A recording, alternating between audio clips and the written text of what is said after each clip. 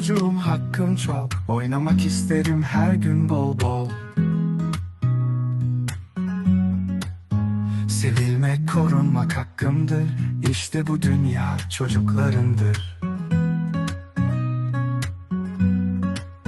Colors of the world, together for a fair world. New life, new life, new life. Okula gitmeli, hayal kurmalı. Her çocuk eşit, hiç ayrılmamalı. Bir lokma ekmek, bir sıcak yuva.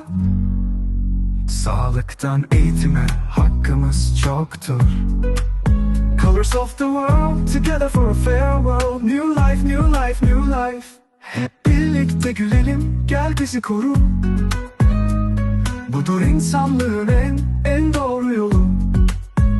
Küçücük ellerde koca umutlar. Oynamalı, gülmeli her çocuk. Colors of the world, together for a fair world. New life, new life, new life.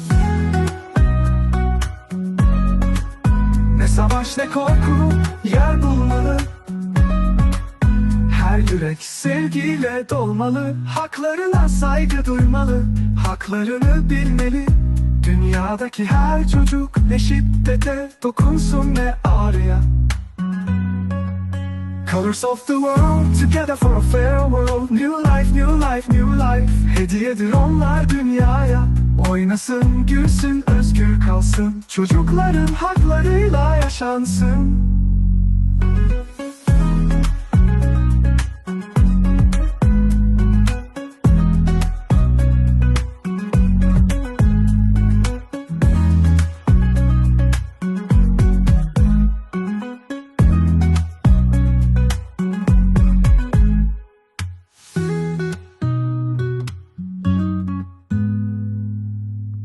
Sağlıktan eğitime hakkımız çoktur.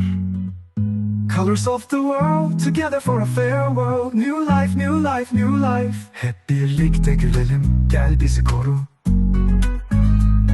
Budur insanlığının en doğru yolu. Küçücük ellerde koca umutlar. Oynamalı, gülmeli her çocuk. Colors of the world, together for a fair world. New life, new life, new life. Ne savaş ne korku yer bulmalı. Her yürek sevgiyle dolmalı. Haklarına saygı duymalı. Haklarını bilmeli.